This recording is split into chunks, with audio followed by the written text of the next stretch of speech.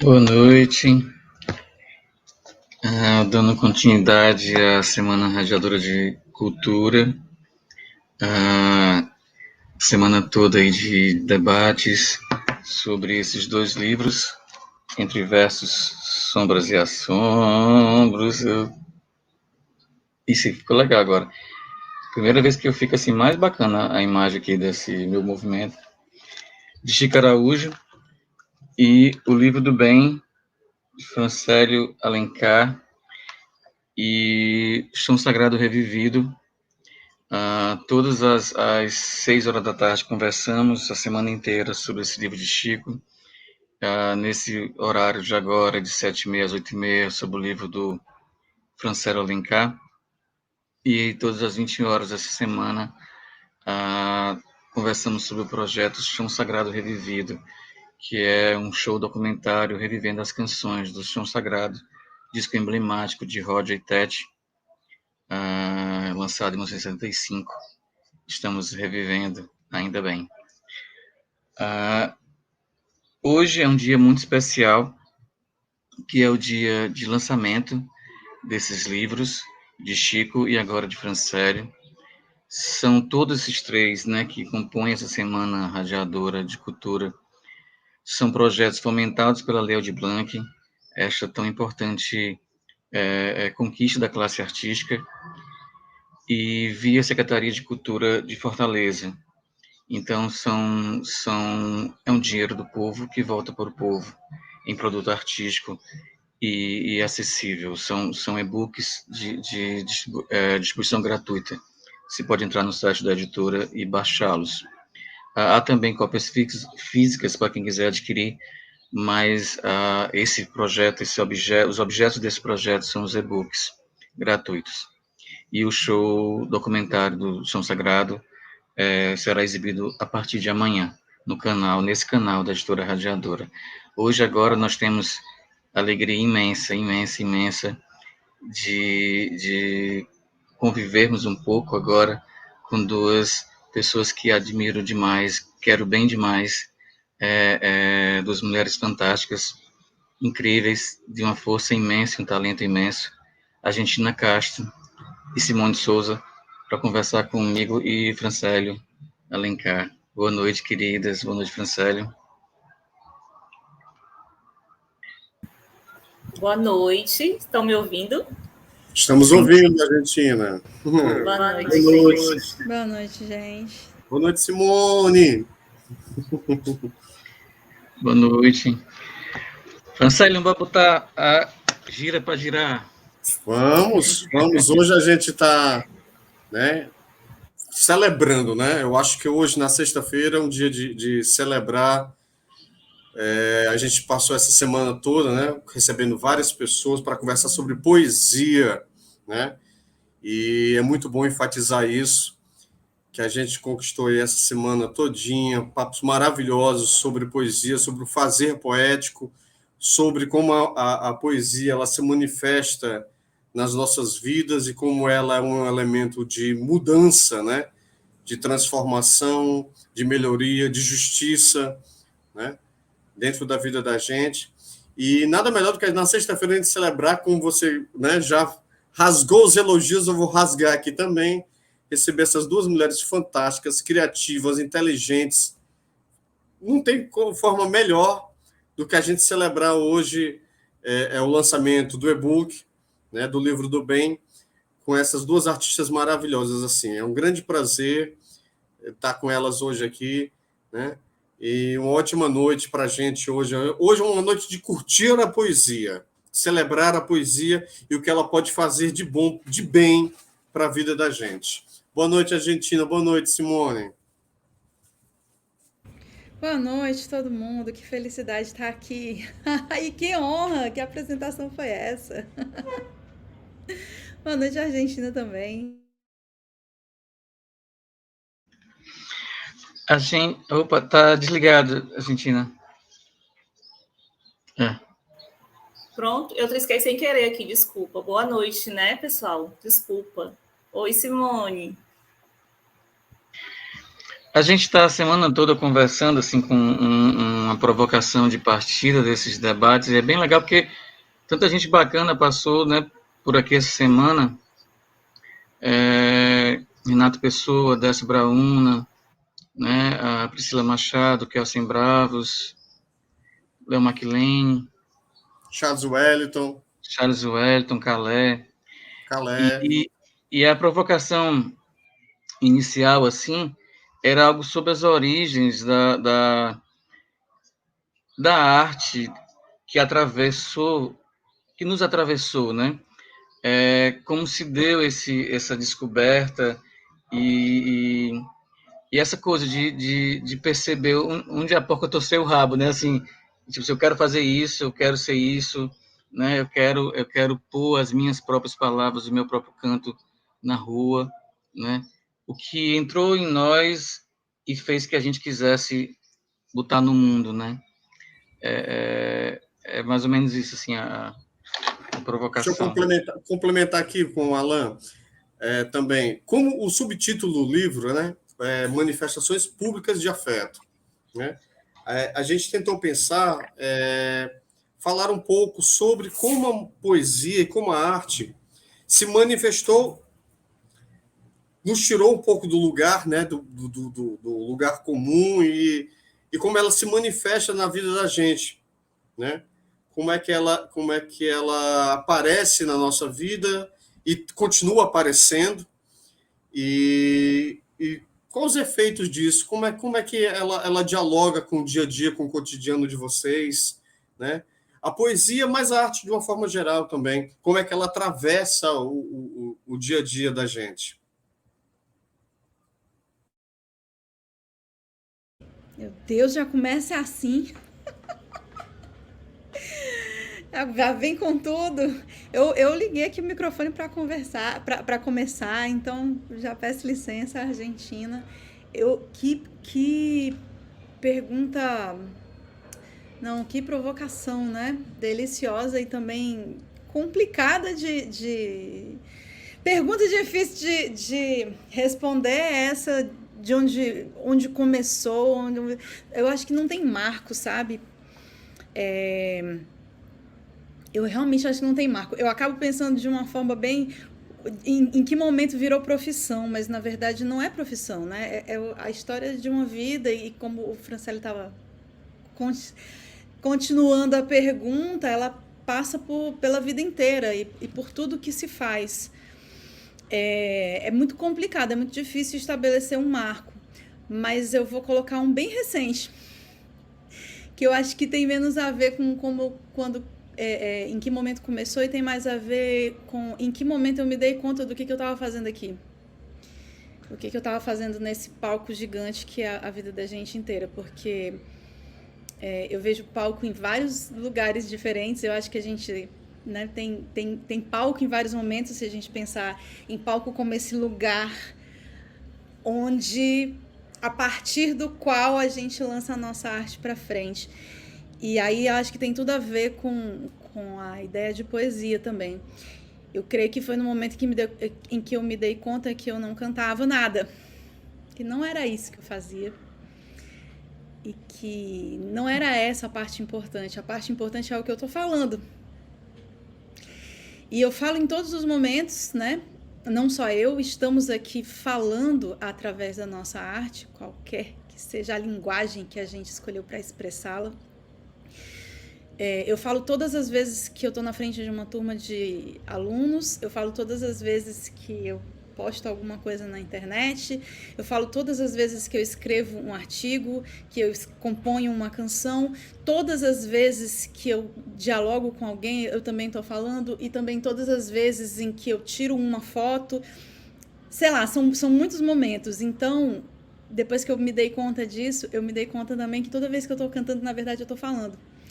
E que muito mais importante do que qualquer outra coisa é o que eu estou dizendo, com isso tudo, com o meu corpo por inteiro, com a minha história de vida todinha e com a história de vida de quem quer que tenha escrito o que eu estou cantando, né? Porque nem sempre sou eu. Então, acho que é isso. Acho que a maneira que eu escolhi de me expressar e de dizer foi cantando, mas é exatamente isso que eu tô falando. Eu tô dizendo alguma coisa e são sempre coisas muito importantes. Às vezes são coisas... Tô falando sobre lutas, às vezes eu tô falando sobre tristezas, às vezes sobre alegria, sempre sobre afeto, sempre. Sempre de alguma maneira. Mas é isso. A todo momento, com a arte que eu escolhi para mandar para o mundo, eu tô falando. Agora é minha vez. Gente, então, boa noite para todos, todas e todes, né? Queria dizer que é uma alegria imensa estar aqui participando desse momento, desse nascimento, né? Desse livro tão bonito, que já é tão lindo pelo título. Queria dizer que é uma honra estar compartilhando esse momento com a Simone, né? Essa artista tão incrível aqui da nossa terra. E parabenizar o Francélio pelo livro, né? O Alan aí, que está com essa edição dessas obras tão incríveis. Eu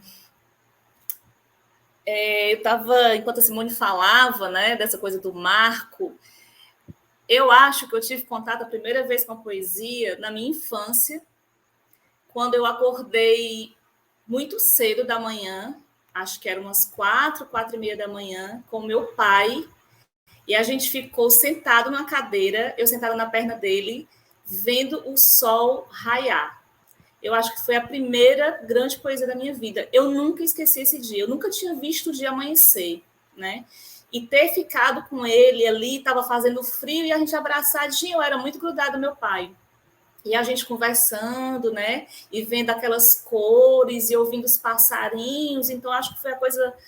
primeira, boom, né? Assim, coisa mais poética da minha vida, foi na minha infância, foi esse momento. Meu pai era um grande contador de histórias e eu ouvia muitas histórias dele e aquilo me fazia ficar viajando demais, né? Nas imagens daquelas histórias que ele contava. Adulta, descubro que minha mãe também tem muitas histórias interessantes, mas aí eu faço essa leitura de que ela não contava as histórias quando a gente era criança porque ela não tinha tempo, né? E aí que louco isso, como os homens têm mais tempo para contar histórias, né, do que as mulheres nesse sentido. Minha mãe estava ali cuidando dos filhos, fazendo comida, com a barriga encostada no fogão, e o meu pai, quando chegava do trabalho, ficava deitado ou sentadinho com os amigos dele contando história, e eu por ali perambulando e ouvindo as coisas, né? Mas eu não era uma criança, eu estudava, mas eu era uma criança leitora, a gente não tinha livros em casa, não tinha condição de comprar livro, né, para a gente ler, então eu sou uma leitora assim, tardia, eu entro na universidade de forma muito tardia também, já adulta, não entro jovem, né, não entro assim que saio do ensino médio, então tudo para mim foi muito depois, né, exatamente por conta desse lugar que eu venho, né, eu não venho da classe média, né, eu venho da classe trabalhadora, eu venho da periferia. E a minha poesia, a minha poética, ela é toda atravessada por essas vivências, por essas experiências a partir desse lugar que eu nasci e me criei. Aí, quando adulta, se tem um marco, também ele é muito recente, Simone, né? Que é quando eu me deparo formada em ciências sociais e que eu vejo que aquela realidade que eu nasci e me criei permanece muito a mesma. Aquele lugar que eu moro, né, o bairro, permanece do mesmo jeito. E aí eu fico me perguntando, para que eu fiz esse curso? Para que eu entrei na universidade, né, gente? Para que essa leitura, esse conhecimento? Vou fazer o que com isso? E continua aquelas violências atingindo pessoas que eu conhecia desde a minha infância, os amigos de infância, os filhos dos amigos de infância.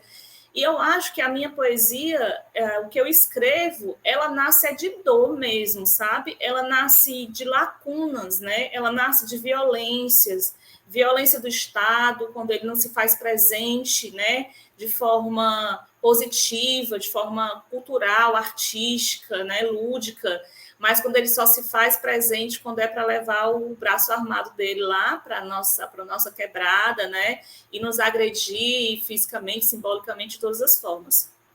Então, eu acho que eu começo a escrever muito por conta de angústia, né? querendo respostas, querendo botar para fora o que eu sentia, que eram revoltas, né? Que era tristeza, que era dor, medo e tudo.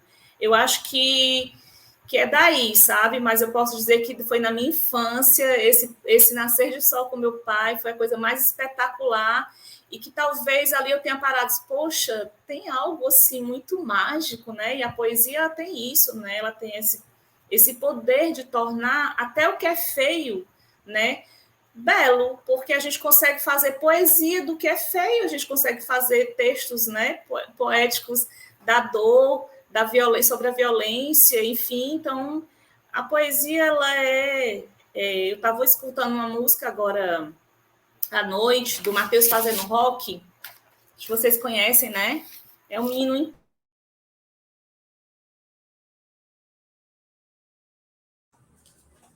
Tu desligou novamente o microfone. Eu parei aonde? Gente, eu sou uma pessoa atrapalhada. Tá falando do Matheus. Ainda bem que foi bem recente. Do Matheus. Pronto, o Matheus, eu encostei sem querer porque eu estou no notebook. Tem uma música dele que eu ainda não sei o nome, parece que é de um último trabalho dele, que ele diz assim: nós canta para se acolher, nós canta para se despertar, nós canta para ter força para caminhar, para aprender a caminhar pela terra e pelo ar, com vontade de lutar ou não, sem vontade também. Às vezes, nós não tem escolha.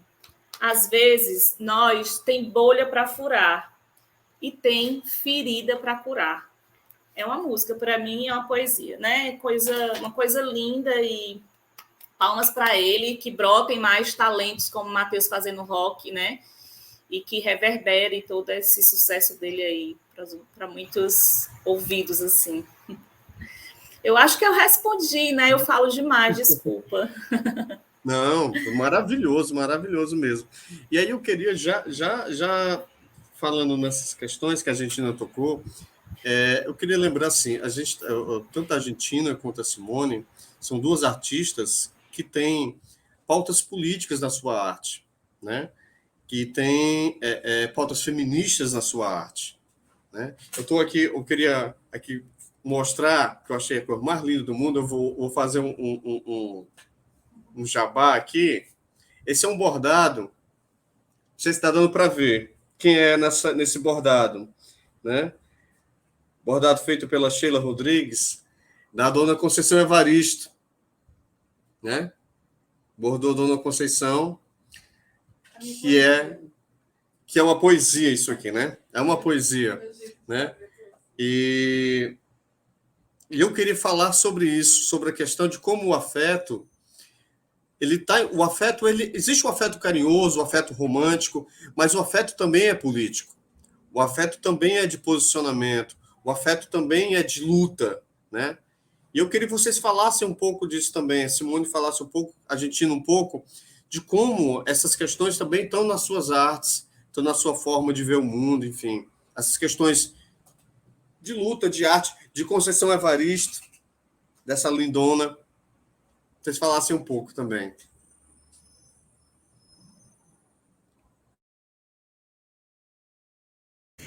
Eu falo, Simone? Simone, fala, Simone. Fale, por favor. Eu tô aqui pensando sabe o que é mais interessante? É que as perguntas, as provocações, elas fazem a gente pensar nas coisas. Eu acho que por muito tempo eu fui fazendo e fui construindo aquilo que eu creio que o meu caminho estava... Fui construindo o que o meu caminho estava me levando, para onde o meu caminho estava me levando, né? E é bem interessante pensar nisso e começar a elaborar de que forma isso tudo surgiu. Então, tem muitas questões nisso que você falou. Tem muitas questões no que eu faço agora, na maneira como eu falo, como eu digo as coisas agora. Mas elas também são recentes.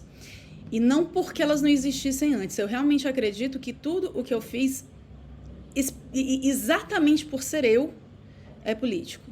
Eu tenho certeza absoluta disso. E ontem eu estava conversando com uma das minhas turmas, né, da universidade, e eu estava contando de como foi que eu comecei a cantar, e eu dizendo para eles, bom, eu entrei na faculdade sem querer cantar, eu queria qualquer coisa menos cantar, porque cantar era coisa de mulher, então eu não queria fazer absolutamente nada que fosse coisa de mulher. Só imagina, né, aqui, como se constrói esse tipo de ideia e como ela entra na gente dessa forma. Então eu acredito que estar aqui cantando já diz muito desse caminho que foi construído. Apenas por ser eu e estar no lugar onde eu estou cantando, isso já diz muito. Mas em algum momento essas questões ficaram muito evidentes. Eu vim, agora eu vou falar, vim de um lugar diferente desse que a Argentina estava contando pra gente, né? Que você estava... Eu vim realmente de um lugar diferente. Eu posso dizer que foi muito importante para mim que minha mãe não é cearense, ela é do Espírito Santo, um lugar com uma presença negra muito forte. E eu acho que foi muito importante para mim que ela se posicionasse como uma mulher negra desde sempre. Que ela nunca tivesse, desde nunca, nenhuma dúvida de quem ela era e do que ela representava. E quando ela chegou no Ceará, isso foi bem difícil. Né? O tipo de preconceito que ela encontrou aqui, ela na fala dela mesmo, isso estava muito evidente. Ela não tinha encontrado ainda. Então, isso sempre foi a gente sempre teve essa afirmação muito evidente ao longo das nossas vidas. E ainda assim, eu precisei passar por esse momento de me descobrir negra. Depois de passar por um grande momento de entender que era uma mulher em um lugar extremamente masculino, eu precisei passar por esse momento de me descobrir negra, apesar disso.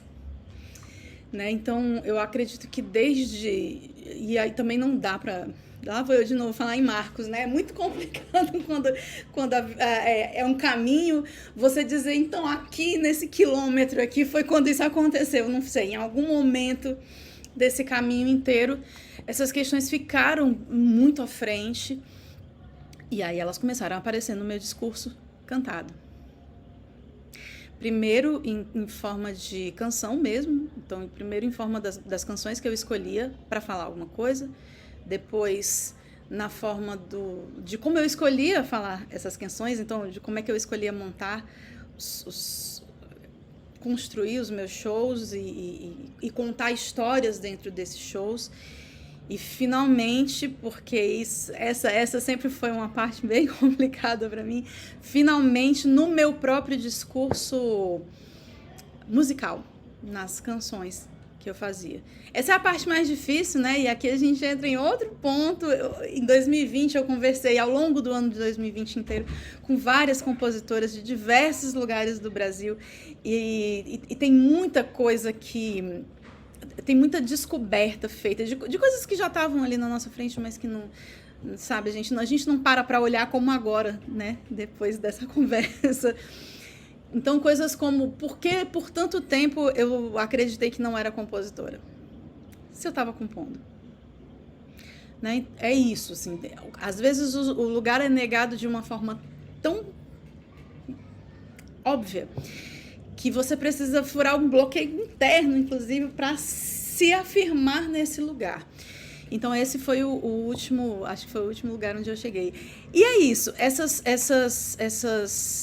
todas essas questões e certamente são as questões mais que ficam, né, que aparecem mais em tudo o que eu faço artisticamente, né? Tanto o fato de ser mulher e o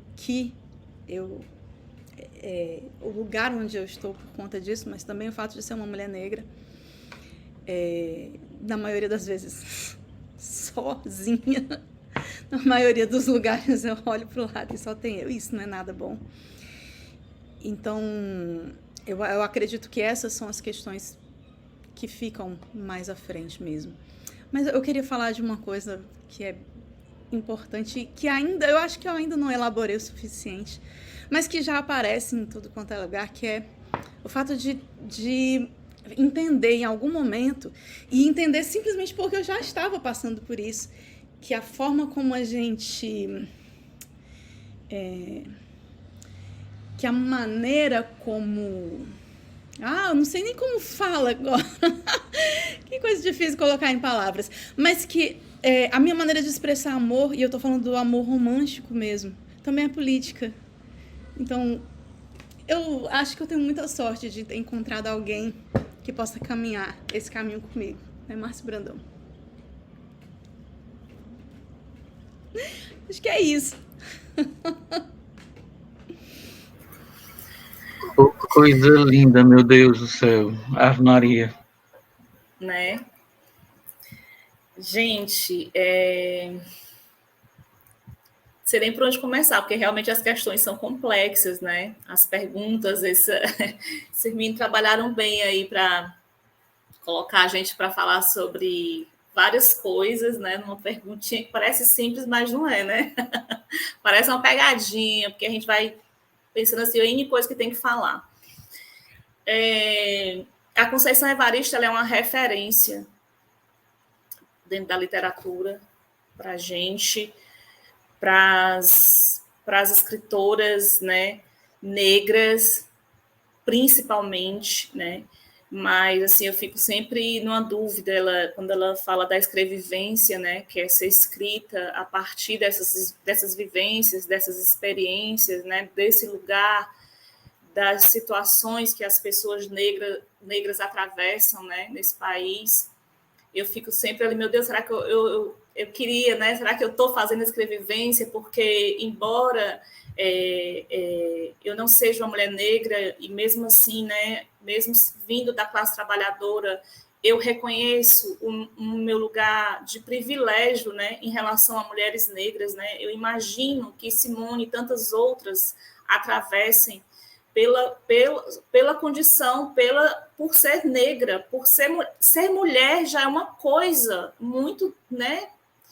É furar bolhas o tempo todo, diariamente, é comprar muita briga, é um cansaço, né? É difícil ser mulher politicamente, né? E ser mulher negra, então, deve ser uma coisa assim que eu não sei nem mensurar, sabe, Simone? Assim, e isso me angustia muito, essas situações, né? E eu não tenho nem como falar, porque eu não vivencio as mesmas coisas que você, né? Vivencio por ser mulher, mas eu não sou mulher negra, então já tem outras questões que não passam por mim. Mas a Conceição Evaristo é uma referência, a Carolina Maria de Jesus foi uma referência para mim, quando eu peguei o Quarto Despejo, que eu disse, meu Deus, essa mulher escreveu isso aqui, então eu também posso escrever, olha aí, uma mulher negra, né? Uma mulher negra dizendo para mim, olha, você é branca, mas você é pobre, vá lá e escreva, né? Sobre isso aí que você está vivendo, que está te angustiando, né? Então, elas duas, para mim, são ícones, assim, né? E que incrível isso, porque o universo da literatura, né? Acho que todas as artes, de uma forma geral, todas as linguagens, né? É um universo muito masculino, é um universo muito branco, né?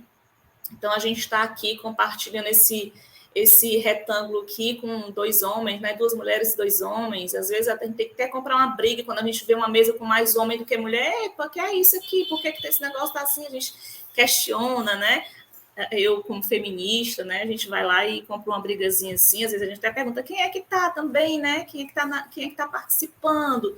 Para a gente fazer essa conta, porque tem que ter um equilíbrio aí, né? Às vezes eu tenho que ter mais mulher do que homem, porque para ver se a gente equilibra, porque essa balança aí, ela está historicamente, né, com erros de medida. Então, esse tempo de agora é um tempo de muita urgência para a gente resolver essas questões que estão pendentes há tanto tempo, né? Essa dimensão do afeto é cada vez mais importante em um momento de pandemia que a gente não pode estar perto, abraçar, beijar, né? E eu sou uma pessoa péssima para dar exemplo disso, porque eu adoro, né? Eu sou a pessoa do toque, do abraço, que vou para cima. Quando eu vi, eu já abracei. Aí disse, ai, desculpa, eu nem perguntei se eu podia abraçar, né? Eu ainda não me acostumei com isso, porque é muito difícil, né? Eu sou uma pessoa muito afetiva, eu sou canceriana, gente, com ascendente em Áries, aí né, o bicho pega, né? Eu gosto do contato, do beijo, do abraço. E essa pandemia foi uma coisa muito difícil para todos nós, né? Mas eu acho que a minha escrita, ela surge muito... Eu sou filha do meio, né? E aí o filho do meio, eu defendo a tese de que é um filho esquecido no meio do bolo doido, né? É um filho assim, nem é o primeiro, que é a surpresa, e nem é o último. Então o pobre fica ali, é um limbo, é um lodo, eu não sei nem o que é que a gente é, o filho do meio. Então, eu acho que eu fui suprindo as minhas carências, digamos assim, muito no papel, de escrever, de fazer arte colagem, né? Que eu também faço arte colagem. Então, vivia muito assim, sentada no chão, fazendo coisa, escrevendo. Tipo coisa de diário, era mais ou menos isso, né? Porque tinha uma coisa do afeto que eu achava que eu tinha muito com meu pai, e aí meu pai morreu, eu era criança, e eu achava que a minha mãe não me dava afeto, mas pobre da minha mãe não tinha tempo mesmo, mas só adulta que eu vim saber, né? Vim reconhecer isso, né? Mas aí a minha escrita... eu, feminista, pessoa que também escreve erótico, que aí já é outra parada dentro da literatura, né? Que já é outra briga que a gente compra, vem muito dessa minha vivência familiar. O meu pai era vaqueiro, era um sertanejo. A minha mãe é uma mulher indígena, né? Ela é descendente direta dos povos araios do Maranhão e veio para Fortaleza muito cedo. Meu pai conheceu minha mãe, meu pai era 22 anos mais velho que a minha mãe, né? E aí, gente, há todo um complexo de situações, de relações dentro da família, que eu já desde, sei lá, adolescente, não sei, já fui percebendo que me incomodava, que não queria aquilo para mim, né? É tanto que eu acho que ver a minha mãe sendo a mãe que ela foi e a esposa que ela foi, acabou me impedindo assim, que eu fosse uma mãe. Eu escolhi não ser mãe, porque eu cresci com aquela coisa de que ser mãe era uma coisa muito sofrida, né? E ainda hoje eu compro muita briga na família, porque eu tenho irmãos extremamente machistas. Imagina, eles foram criados por um vaqueiro, aí daí vocês tiram. Então, as brigas são muitas, e elas começaram na minha família.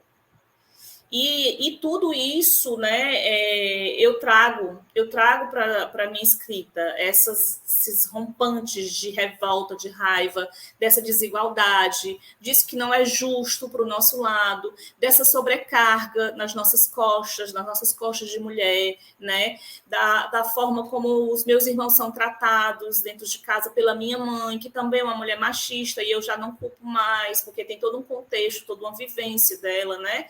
São outros tempos. Eu acho que minha mãe, já andou bastante, né? De tanto briga. Quando ela fala uma coisa, eu, mãe, mas isso, né? Questiono, mãe, mas não é assim. Então, ela é uma mulher de 76 anos, que eu acho que da minha infância para cá, ela já atravessou muita coisa na cabeça dela que já modificou, né? Então, eu acho que tem sempre que ter alguém que enfia o dedo na ferida, que questione, e eu acho que dentro da minha família, talvez eu tenha sido a primeira, né? A primeira briguenta, a primeira chata, a primeira questionadora, a primeira não sei o quê, a primeira que não tolera esse machismo, essas situações desiguais, né? E isso reverbera no que eu escrevo, não tem muito jeito, né? Eu vou mesmo, escrevo sobre isso, e escrever de forma erótica também é uma forma de dizer, ó, eu quero me colocar no mundo, né? Eu quero falar sobre o corpo, porque esse corpo é meu, ele me pertence, ele não pertence a ninguém. O prazer, o tesão também é meu, ele não pertence a ninguém. E eu quero falar ele onde, em qualquer lugar e para qualquer pessoa, né? Não quero barreiras, não quero censuras, né? Ninguém me domina, é mais ou menos isso. Eu sou quase um bicho assim desenfreado, né? Eu sou quase Meu pai amansava cavalo, e eu lembro disso porque ele amansando o bicho, ele passava horas e horas rodando com o cavalo para amansar, e o cavalo dando coice, uma coisa assim. E aí, quando ele conseguia finalmente dominar o animal, colocar o animal no chão, ele olhava assim no olho do bicho, sabe? Era uma coisa tão louca aquilo. Ele dizia assim: você pensa que pode mais do que eu? E eu não esqueço disso, né? Então, eu fui crescendo muito com essa frase na minha cabeça, né? Os bichos, as lutas são enormes, maiores do que a gente, né? Do que nós, enquanto mulheres, mas eu estou o tempo todo numa coisa assim, é medo, mas também é coragem, é medo, mas também é coragem, né? E eu digo quando eu estou com medo, né? Você não pode mais do que eu, né? Então, eu acho que é isso, a minha escrita quer dizer isso, que eu tenho medo, mas eu também tenho coragem para dizer o que eu penso, o que eu quero, o que eu sinto, e não abro mão disso. Rapaz, é muito bom poder escutar a Argentina. E a Simone, eu vou levar isso para o resto da vida, Argentina. Eu tenho medo, mas tenho coragem também, né? Isso é muito bom. Eu queria pedir para a Simone cantar para a gente, é uma mulher que tem medo, mas também tem coragem, poder cantar um pouco do trabalho dela para a gente. Pode, Simone? O Márcio está por aí? Tá já. Olha, ó. É porque ele mesmo responde. Claro. Eu tô nessa do tem medo, mas tem coragem, gente. Porque sempre achei que eu era feita de medo, mas é isso, né? A gente é feita de medo, mas eu vou roubar essa frase da Argentina. Só puxar aqui rapidinho uma parte. Hoje o Léo de Oliveira, que é o design dos livros da Radiadora, né? Que é um poetaço também, assim, e ator e tal. Aí ele mandou uma mensagem assim que eu devo ter dito para ele essa semana aí, que é aquela frase do Guimarães Rosa, né? O que a vida pede da gente é coragem, né? E aí ele mandou uma mensagem: Alan, muito obrigado por essa frase. Eu não lembro quando eu falei para ele, né? Mas ele lembrou, ainda bem que em alguma coisa dele ele precisou de coragem, né? E o que a vida pede pra gente é coragem mesmo. Guimarães Rosa é um deus, né?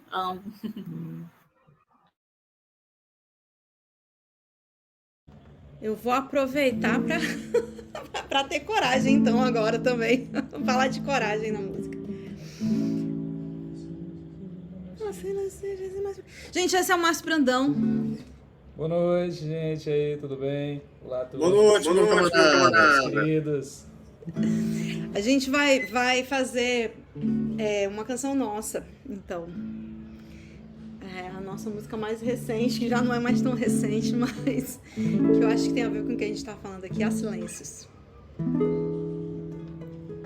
Vou fazer com a volta, tá? Há silêncios que dizem mais que gritos, há palavras que gritam mais que acenos, há remédios piores que venenos, tão serenos que não nos dão motivos, pois há mortos que lutam mais que vivos, e momentos que ferem mais que facas, sofrimentos que deixam mais que marcas, sentimentos que ensinam mais que livros. Tem semanas que eu conto como dias, tem quereres que eu lembro mais que cantos, e prazeres comuns como acalantos vão embora deixando mãos vazias. Tem cantares que deixam mais saberes, tem milagres que não passam de sorte, cicatrizes profundas mais que cortes, salvadores forjados ceifam vidas, mas no barro do chão, no ardor da lida, eu me ergo e me lanço além da morte.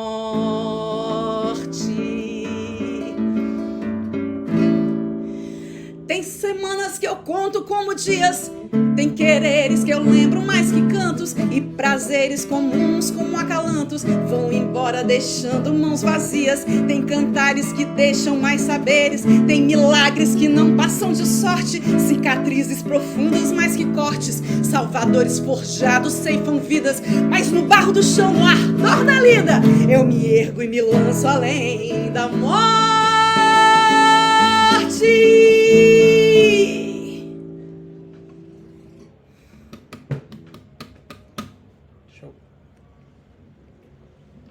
Obrigada, Márcio Brandão. De nada.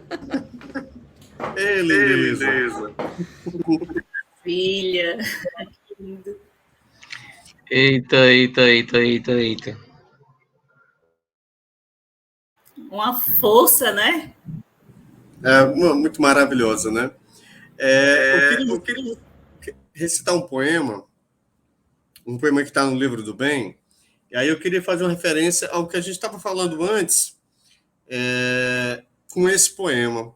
É um poema que me causou uma série de questionamentos, porque foi um poema que ele participou da primeira coletânea literária da diversidade sexual do Ceará, né? É um poema que fala de respeito, né? É um poema que fala de luta, de combate, mas também fala de beleza. E aí eu fiquei depois pensando, eu tinha essas minhas angústias, assim, rapaz, eu vou publicar esse poema, eu sendo um homem hétero, cis, participando de uma coletânea LGBTQIA+, né? Como é que as pessoas vão como é que vai reagir isso, né? E nunca ninguém chegou, falou algo do tipo, não sei o que, você ser hétero, cis, você não poderia participar da coletânea, algo do tipo, não publicar o poema. E eu fui compreendendo, né? Isso é uma questão de amadurecimento como pessoa mesmo, né? Que o fato de eu ser hétero, cis não quer dizer que eu não tenha que ser, e eu tenho que ser anti-homofóbico, antirracista, né? É minha obrigação de sê-lo, de ser antirracista, de ser anti-homofóbico, né? De ser antimachista, né? E fazer com que a minha arte também dialogue com isso, precisa dialogar com isso. Aí eu tenho um poema chamado Perfumados, que eu queria poder ler para vocês. Deixa eu achar ele aqui. Achei. É um poema que diz assim: quando me amares, quando me chamares, chama-me do que sou, daquilo de que sou feito ou feita, das tranças do meu cabelo e das verdades do meu sorriso. Quando me encontrares na noite intempestiva e barulhenta entre belezas, ou na rotina exaustiva do trabalho entre gavetas, me chamas pelo que sinto. Meu amor é de passarinho, que escolhe não ser lugar, prefere ser caminho. Quando me rodeares com teu olhar de querido ou querida, querendo me roubar um abraço de naufrágio, enlaça-me em teu peito, mergulha-me em teus braços, tão iguais e diferentes. Somos meninos, meninas na semente, amantes no compasso. Quando adoeceres, não te esqueças, não te percas. A minha mão dançará com a tua, e juntos ou juntas tomaremos a lua com camomila. E todas as mazelas, piadas, insultos, fobias serão transpassadas pela espada colorida do nosso afeto e da nossa alegria. Quando me amares, ama-me que nem a um rio, que nem a um livro. Ama-me na incurável sabedoria de querer o que quiser, de ser homem, ser mulher, ser os dois, ser nenhum dos dois, ser um lírio. Pronto. Ama-me que nem a um lírio. E plantaremos todos os dias jardins perfumados nas calçadas alheias e nos olhares arcaicos. E é isso, Perfumados. Eu queria saber se eu posso ler o texto que eu mais gostei do seu livro. Tem muitos outros, né? Mas é porque esse me tocou muito profundamente. Que ó, Mulher Rocha. Só quero fazer uma nota aqui, uma nota. Tá. No ano passado, Alan, o poema que abre o livro, né, que é o Xarope Natural, ele participou do Itaú Cultural, foi contemplado, né, no prêmio do Itaú Cultural do ano passado, no Arte como Respiro, né? Nesse mesmo edital, a Argentina também foi contemplada, né? Também foi premiado também com o poema dela, durante esse edital do ano passado, 2001, também. Quero deixar assim registrado. Foi o Francélio que avisou, inclusive, que me avisou que eu tinha sido selecionada. Ou eu fui selecionada em que eu acordando e falando, parabéns! Foi muito bacana, né, Francélio? Muito bacana. Foi um microconto meu, no caso. Foi bem bacana. Então, esse que eu vou ler, nossa, ele parece que foi feito para mim. Me identifiquei demais, né? Vocês estão me ouvindo direitinho? Estão me ouvindo? Então vamos lá. Terreiro. Terreiro é o lugar onde se nasce. É maternidade, peito de mãe, leite escorrendo. Terreiro é chamego, abraço profundo, cafuné da pessoa amada. Terreiro é partilha. Meninada correndo desembestada, batendo chinela, dando coiçada, fugindo do esbregue da mãe. Terreiro é fuga, é manhã com cheiro de sereno, é irmão pequeno catarrento, chafurdando o quintal. Terreiro é sobrenatural. É pé no chão matinal, é bicho, é planta, é animal. Terreiro é vastidão, é calçada cheia de espreguiçadeira, é a firma da rendeira, é local de evocação. Terreiro brota magia, feito cheiro verde, sabiá e galinha. Terreiro é feito planilha, que se calcula da nação. Se mede bem-querer e se planeja revolução. Terreiro é gafieira, lugar de dança, de namoro, reizado candomblé. Em terreiro se atrepa no pé, goiabeira, mangueira, siriguela. Terreiro é livro grande sabido. Nele se aprende com o ouvido, com a alma e com a mão. Se você ainda se perder no terreiro, não se aveste, nada de aperreio, que o maior terreiro é aquele que está dentro do coração. Ai, gente, é lindo demais. Parabéns! É aquele tipo de texto que você diz assim, ai, como eu queria ter escrito, né? O povo diz que é a inveja positiva, é a inveja artística positiva. Ai, eu queria ter feito esse texto. É lindo, Francélio. Nossa, eu fiquei extremamente emocionada. Fez os olhos cheios d'água, mulher. Mas eu também fiquei assim, quando eu li, né, pela primeira vez. Nossa, que texto lindo, né?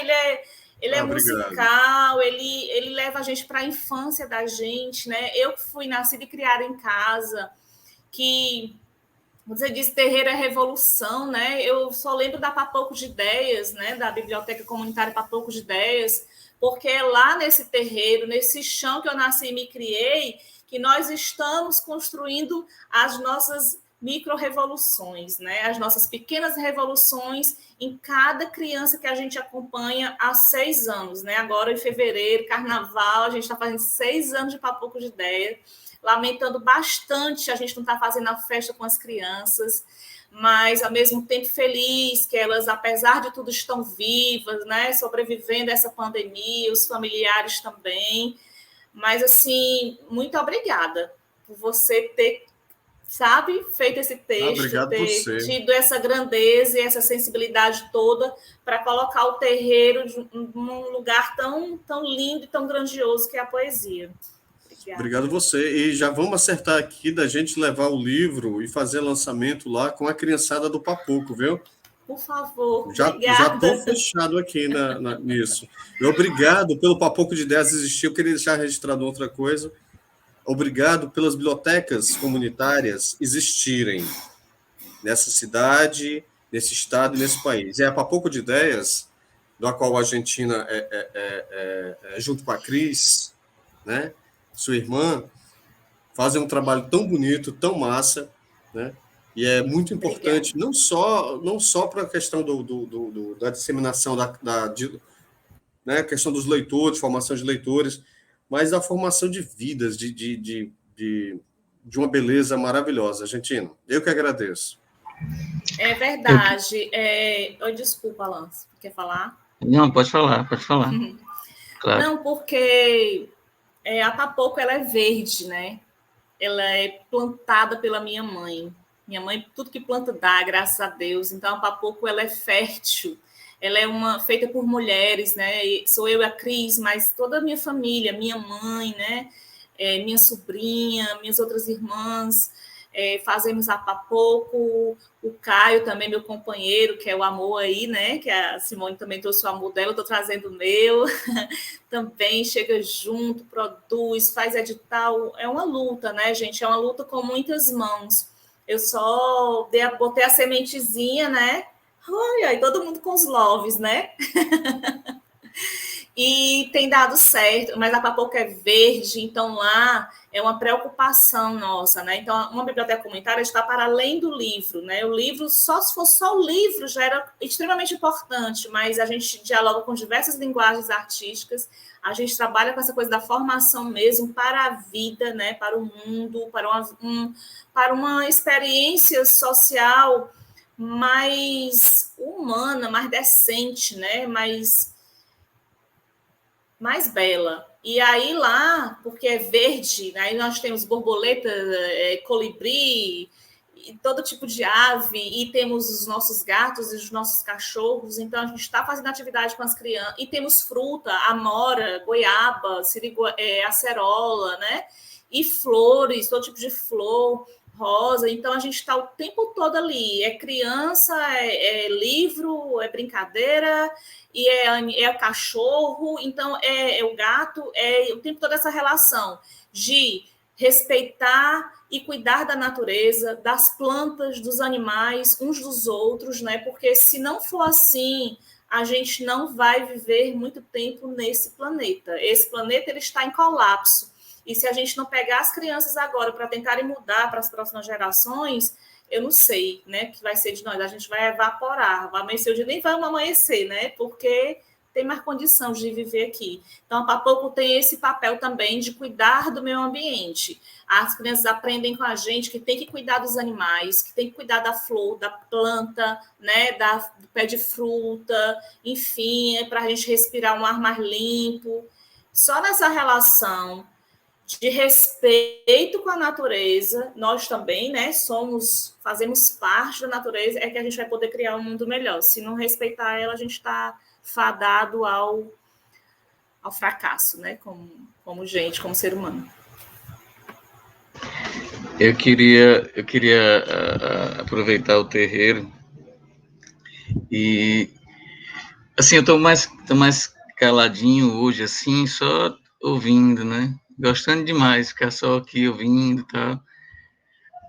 Essa semana toda, a gente... Foi muito bacana, assim, o que foi conversado, sabe, assim, e o que você vai lembrando de você mesmo. Foi uma semana muito, como é que chama, assim, de redesenho, sabe, de desenho da gente mesmo e tal, e lembrando de coisas que foram importantes, e os sentidos que, né, que a gente tem, que nos dão, que nos sustentam, né? Aí eu queria voltar do comecinho da conversa, só para lembrar uma coisa, depois eu falo do Carlos do Terreiro. Lembra-se, a gente não falou do pai dela, da Coisa do Sol, que é lindo, história linda, linda, linda. E eu lembrei do meu pai, ele ia pegar essa coleção de discos, né, dos compositores brasileiros, né? Que é a Chiquinha Gonzaga.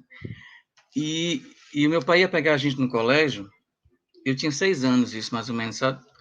E ele fazia essa coleção. Nessa época que essa coleção saiu, eu tinha uns 6 anos, ele ia pegar a gente no colégio, eu tenho os irmãos mais velhos, e eu lembro da alegria dos meus irmãos quando o papai chegava com um disco novo desse, eles pegavam, queriam ver quem era, e eu queria ver o que estava dentro, e tem uns textos e tal. E eu vendo aquilo, com 6 anos ainda, me alfabetizando, né?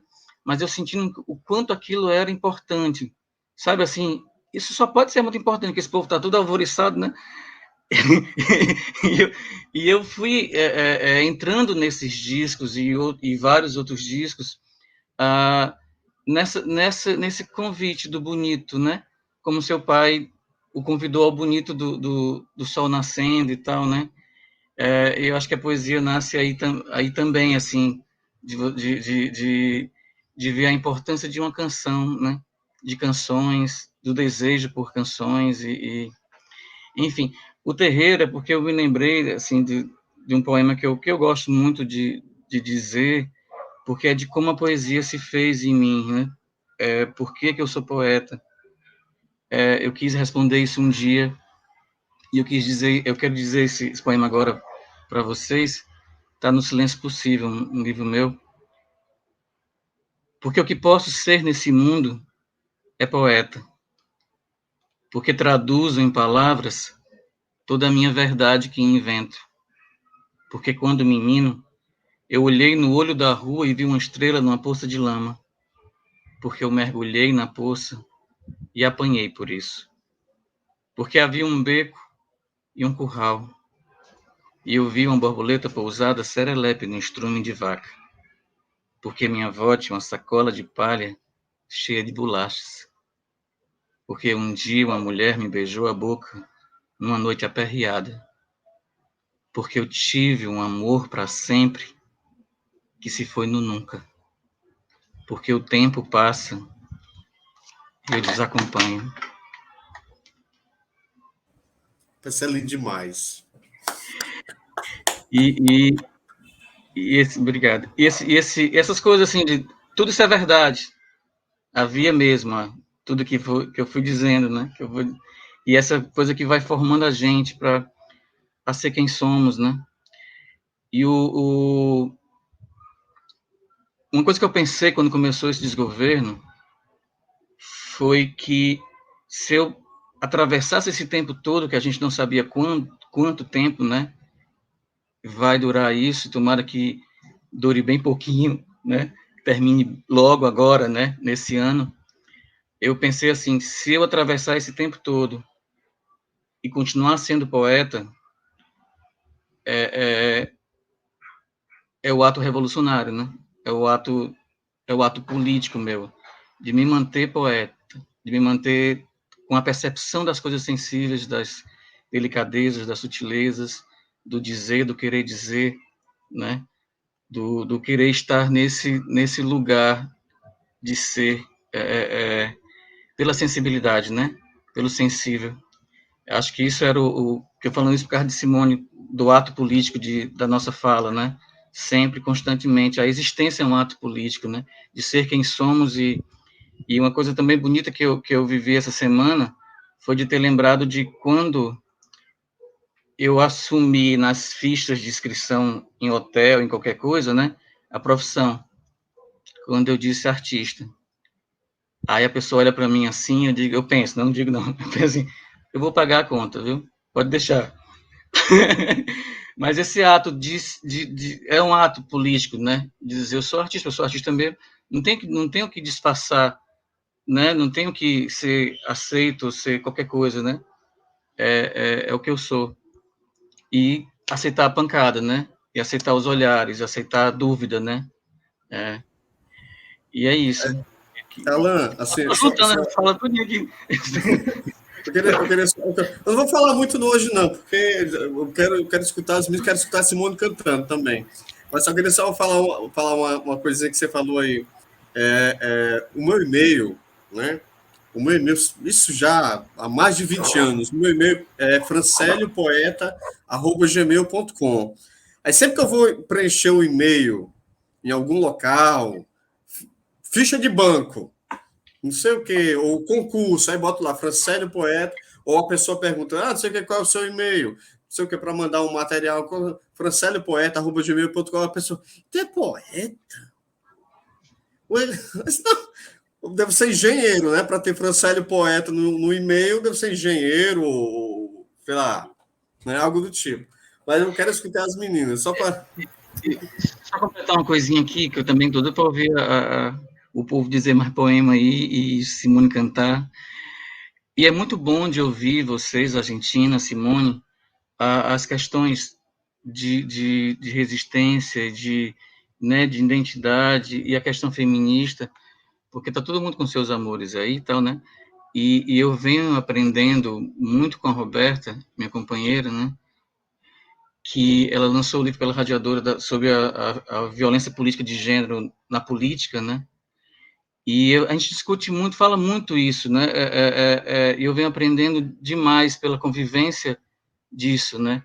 A convivência com o feminino e com o feminino, né? Que forte e que diz que não se cala, né? Que fala e é muito bom a possibilidade de viver com ela, de viver com vocês, de aprender com vocês.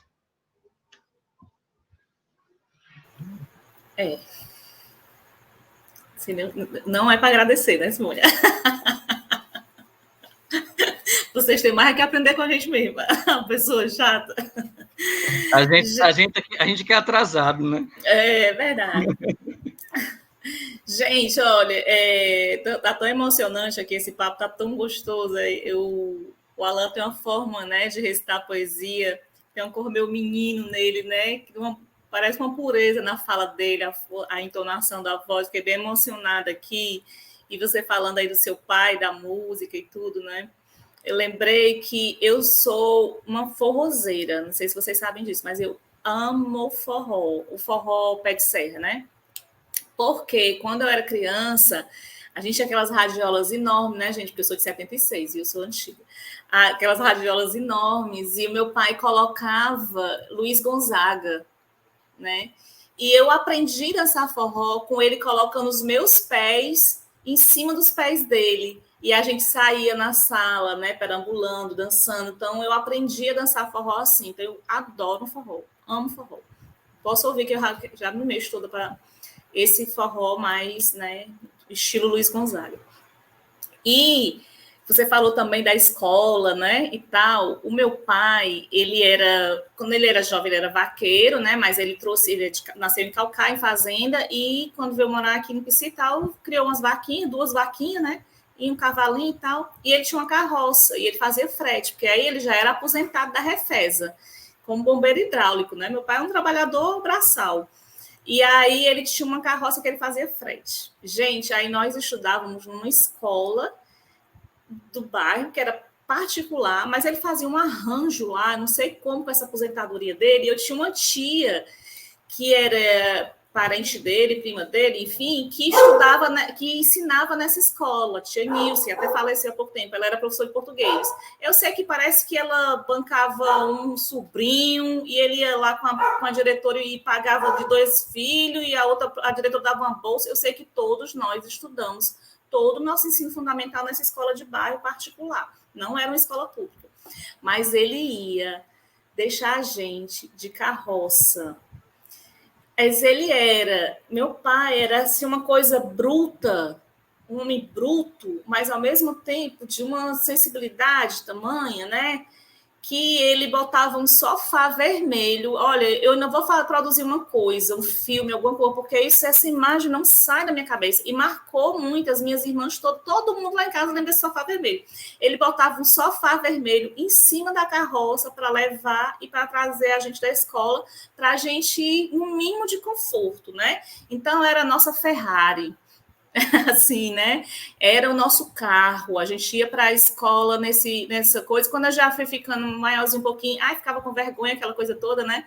Mas hoje tudo que eu queria era aquela carroça e aquele sofá vermelho para eu ir e vir em qualquer lugar. Inclusive, estou pensando num projeto de literatura com uma carroça e o sofá vermelho exatamente por conta dessa memória. Né? Porque eu acho que meu pai e minha mãe, apesar de toda a situação financeira, e eles não eram pessoas que passaram por universidade, escolaridade baixa e tudo, mas foram pessoas assim incríveis, né? Porque não abriram mão da nossa escolaridade e da nossa educação.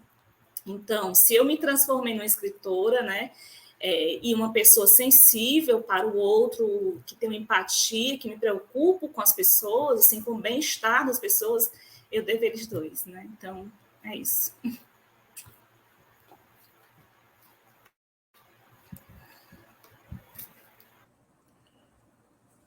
Sim, Souza.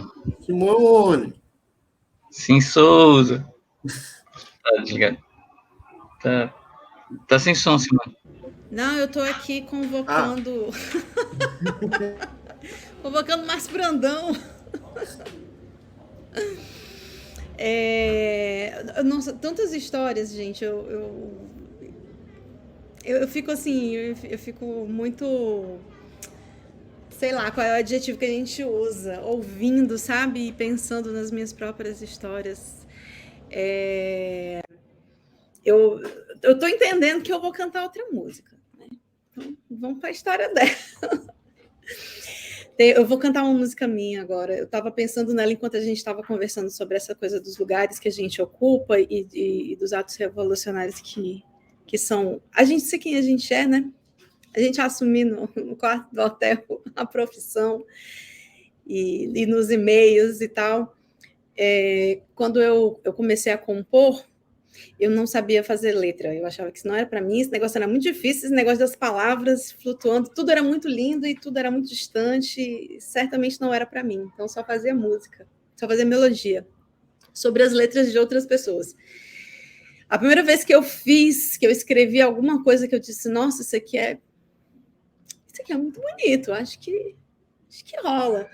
Eu não tive coragem de musicar, então depois vieram várias outras e nenhuma delas era musicada por mim, porque eu não tinha coragem. Eu achava que realmente não era o meu lugar. E a primeira vez na vida que eu fiz uma coisa que era só minha, eu disse, nossa, isso é muito ruim. Não dá, Simone, não é para você. Então, às vezes eu acho surpreendente que eu tenha conseguido... como é o lance do medo e da coragem, né? Tem medo, mas tem coragem, que eu tenho conseguido arranjar essa coragem, que eu acho que nem é a coragem, é mais a necessidade de fazer, a necessidade de dizer, de uma maneira ou de outra. Então, eu estou falando isso tudo porque a música que eu vou cantar agora é a primeira música que eu fiz sozinha, e que eu acreditei muito nela. Eu disse assim, é isso aí. E, como a maior parte das coisas que eu escrevo, ela fala de mim. Final das contas, eu canto a mim mesma. E acho que é isso, né? Quando a gente olha para a gente, tem muita coisa para ser dita, tem muita coisa para ser cantada. Bora lá, depois de muitas palavras. Márcio Brandão vai me ajudar aqui a voar. Oi? Vai precisar de um fone. Acho que rola. Me digam se dá certo o som, se tá tudo certo por aí. Eu botei o fone porque estava fazendo eco, mas depois eu boto de novo. Vou cantar uma vez, tá?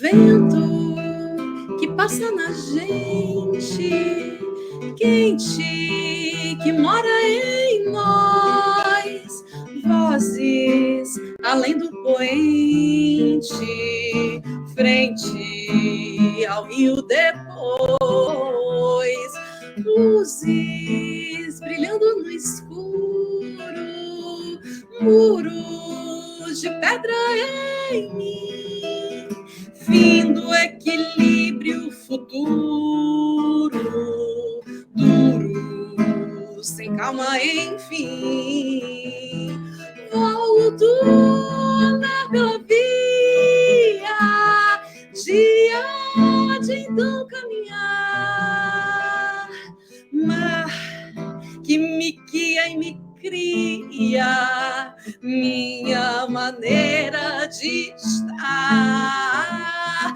sendo de sede criada, nada me pode parar, mar feito do intenso nada, cada pedaço a voar, cada pedaço a voar, cada pedaço a voar.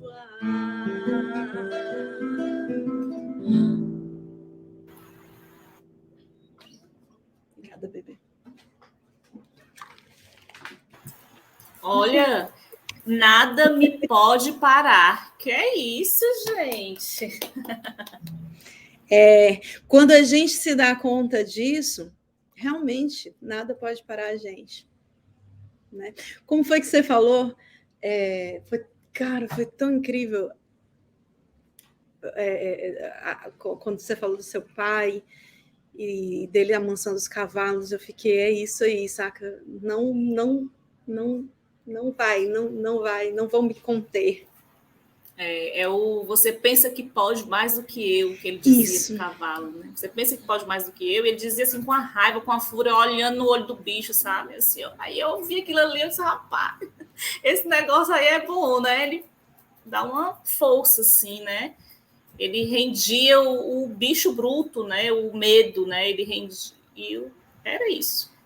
Eu preciso mostrar meu love também, né? Todo mundo mostrou o seu, que o meu. É o Caio Lucas, artista visual. Grande Caio. Prazer, Caio. Rapaz, a gente está chegando no fim. Conversa que tá, né? Papo maravilhoso, papo imenso de bom. Mas a gente está chegando ao fim, no limite aqui do nosso tempo para a próxima live, né? Que vamos ter um papo com Dalton e Roger Rogério, já. Falar sobre o chão sagrado. E eu queria agradecer imensamente a Argentina, Simone, a Francélio pela parceria, pela confiança.